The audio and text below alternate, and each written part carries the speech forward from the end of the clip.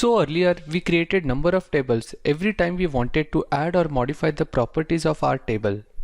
Now let's try to convert products table into product underscore 4 table with final properties using the alter command we have just learned. So you can see that we want to add these three changes in products table for it to become similar to products underscore 4 table. Make id not null. Make id the primary key of this table with auto increment feature. Let's do this one by one. I will first use alter command to add not null constraint to id column. The SQL would be alter table database name dot table name modify column name data type and not null constraint. Run the query.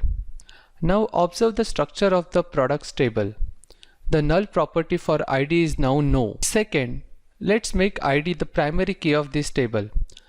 Earlier, we used this command where we created new column and defined its properties about the primary key and auto increment feature.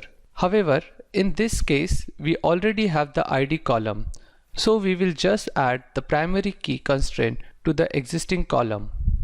So the query will be alter table database name dot table name add primary key and column name in parentheses. Here in the query, alter table add primary key are the keywords which should be used as it is. Alter query should be used in the exact way as mentioned to perform its function. All alter queries follow different structure according to the function they are supposed to perform. Run the query.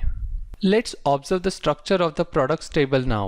id column is now the primary key. Now we will add auto increment to the already defined primary key in this product table. The SQL would be alter table database name dot table name modify column name data type and auto increment. Run the query. Let's check structure. It says auto increment here. Now the structure of products table is exactly similar to products underscore 4 table. So we just saw that any change in the existing column can be made using alter command. So this is it about alter command. In this lesson, you learned how to write alter command and its different variations like add, drop, change, modify. In the next lesson, you will learn about few more SQL commands.